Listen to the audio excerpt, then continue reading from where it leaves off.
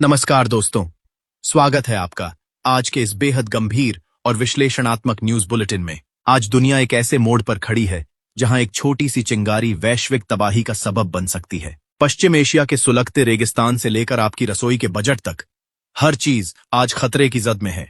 सत्ता के गलियारों में जो बिसात बिछाई जा रही है उसका सीधा असर आपकी जेब और देश की सुरक्षा पर होने वाला है। आज हम उस सच से पर्दा उठाएंगे जिसे मुख्यधारा का मीडिया अक्सर हेडलाइंस के शोर में दबा देता है। हम बात करेंगे उस वैश्विक दबाव की जिसने भारत की अर्थव्यवस्था के सामने एक अभूतपूर्व संकट खड़ा कर दिया है। आज के इस विशेष अंक में हमारी पैनी नजर रहेगी इन 3 बड़ी खबरों पर। सबसे पहले हम विस्तार से चर्चा करेंगे कि कैसे ईरान, इजरायल और अमेरिका के बीच बढ़ता तनाव वैश्विक अर्थव्यवस्था के लिए काल बन रहा है, जिससे जहाजों के रास्ते से लेकर हवाई उड़ानों तक सब कुछ ठप होने की कगार पर है। इसके बाद हम विश्लेषण करेंगे भारत में लगातार बढ़ती ईंधन की कीमतों का, जो इस युद्ध की आग में और घी डालने का काम कर रही हैं।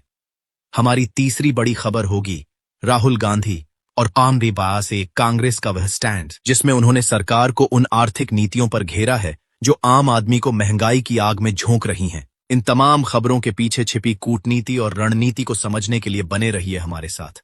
दोस्तों, पूरी डिटेल आपको इसी वीडियो में दूंगा, लेकिन उससे पहले एक छोटा सा अनुरोध है। अगर आपने अभी तक वीडियो को लाइक नहीं किया तो जरा गोदी मीडिया के एंकरों की तरह आलसी मत बनिए। लाइक का बटन मेरे सफर को दबाइए, शेयर कीजिए अपने दोस्तों और परिवार के साथ और कमेंट में बताइए कि आप यह वीडियो भारत के किस शहर या राज्य से देख रहे हैं। और हाँ, अगर अभी तक आपने हमारे चैनल को सब्सक्राइब नहीं किया तो जरा जल्दी कर लीजिए, क्योंकि न्यूज चैनल बदल सकते हैं लेकिन सच्ची खबरें नहीं। पश्चिम एशिया में ईरान और इजरायल के बीच छिड़ी यह जंग अब केवल 2 देशों का सीमा विवाद नहीं रह गई है, बल्कि इसने पूरी दुनिया की सप्लाई चेन को बंधक बना लिया है। लाल सागर से गुजरने वाले मालवाहक जहाजों पर मंडराते खतरों ने अंतर्राष्ट्रीय व्यापार की कमर तोड़ दी है। जब रास्ते असुरक्षित होते हैं तो बीमा की दरें बढ़ती हैं और माल ढोने का खर्च आसमान छूने लगता है, जिसका सीधा असर भारत पहुंचने वाले सामानों की कीमतों पर पड़ता है।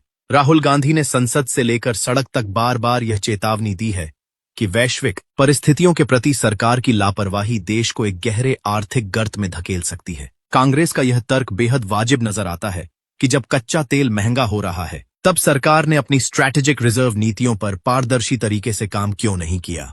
ईंधन की कीमतों में होने वाली यह बढ़ोतरी केवल पेट्रोल और डीजल तक सीमित नहीं है, बल्कि यह हवाई यात्राओं को भी महंगा कर रही है। एयरलाइंस कंपनियों के लिए ईंधन यानी एटीएफ का खर्च बढ़ना सीधा यात्रियों की जेब पर बोझ डालता है। राहुल गांधी ने बिल्कुल सही मुद्दा उठाया है कि जब आम आदमी के लिए उड़ान भरना एक सपना बनता जा रहा है, तब सरकार केवल बड़े कॉरपोरेट घरानों को टैक्स में छूट देने में व्यस्त है। कांग्रेस पार्टी का स्पष्ट मानना है कि सरकार को अंतर्राष्ट्रीय संकट का बहाना बनाने के बजाय टैक्स स्ट्रक्चर में बदलाव करना चाहिए ताकि मध्यम वर्ग को कुछ राहत मिल सके। जिस तरह से कच्चे तेल की कीमतें $90 के पार जा रही हैं, वह भारत जैसे देश के लिए खतरे की घंटी है, जो अपनी जरूरतों का 80% तेल आयात करता है।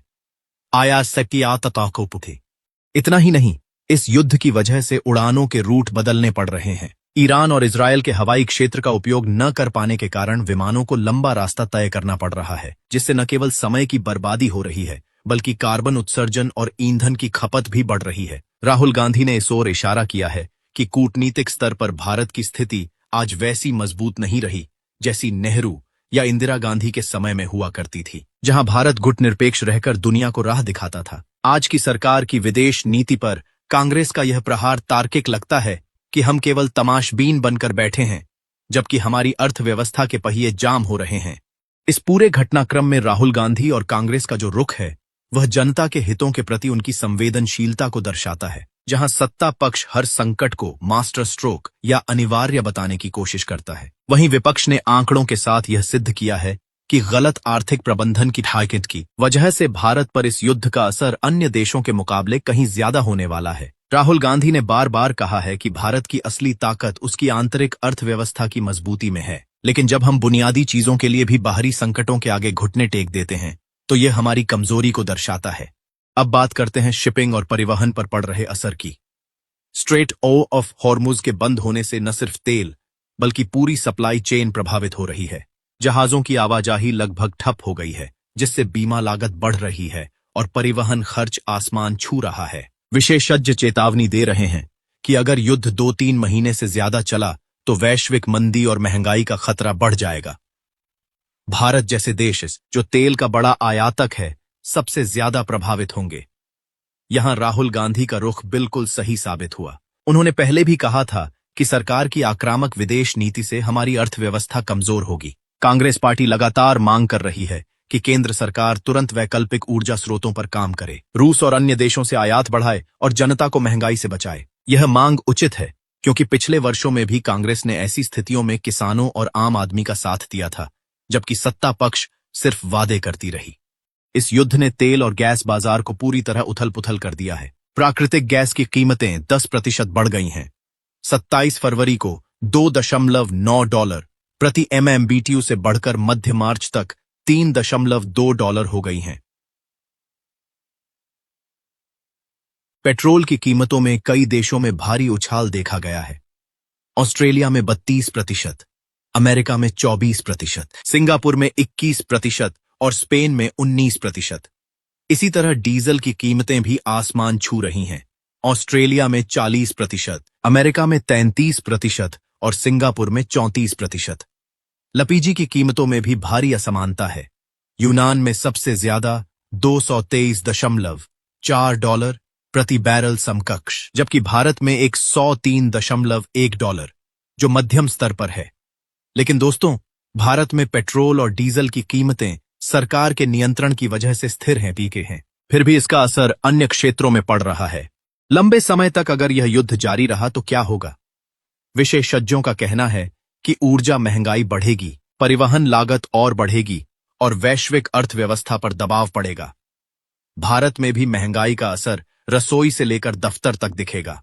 कांग्रेस लगातार मांग कर रही है कि सरकार तुरंत राहत पैकेज घोषित करे, किसानों और छोटे व्यापारियों को मुआवजा दे और ऊर्जा सुरक्षा पर काम करे।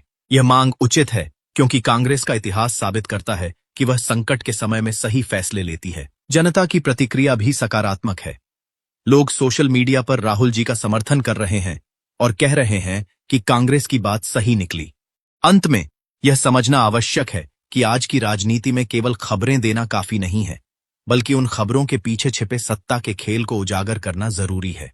ईरान इजरायल संघर्ष केवल बमों और मिसाइलों की लड़ाई नहीं है, बल्कि यह संसाधनों पर कब्जे और वैश्विक प्रभुत्व की जंग है। भारत को एक ऐसे नेतृत्व की जरूरत है जो वैश्विक मंच पर अपनी बात मजबूती से रख सके और देश के भीतर आम आदमी को महंगाई के बोझ तले दबने से बचा सके। राहुल गांधी का तर्क कि सच्ची राष्ट्रभक्ति जनता की खुशहाली में है, न कि केवल नारों में, आज के इस दौर में सबसे बड़ी हकीकत बनकर उभरा है। हमें यह तय करना होगा कि क्या हम इस संकट का समाधान कूटनीति और सही आर्थिक नीतियों में ढूंढेंगे या फिर हेडलाइंस के भ्रम में खोए रहेंगे। देखते रहिए, समझते रहिए, क्योंकि यह आपकी और आपके बच्चों के भविष्य की लड़ाई है। धन्यवाद।